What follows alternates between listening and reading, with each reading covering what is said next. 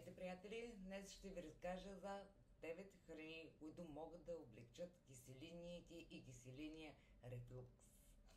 Ако често страдате от тези проблеми, останете с мен, за да разберете. Ето един примерен списък, който съм направила за 9 храни.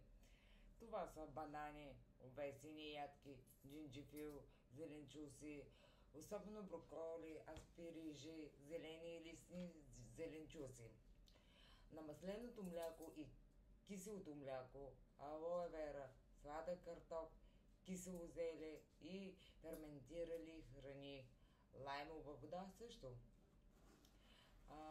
Така че те представляват храни.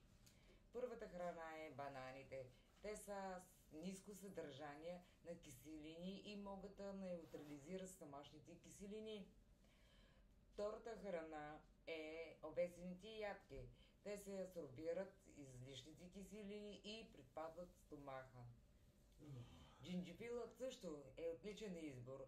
Той има противовъзпалителни свойства и помага за успокояване на стомаха. Зеленчуци, като броколи, аспирижи и зелени листни зеленчуци, с ниска киселинност и са полезни за храносмилателната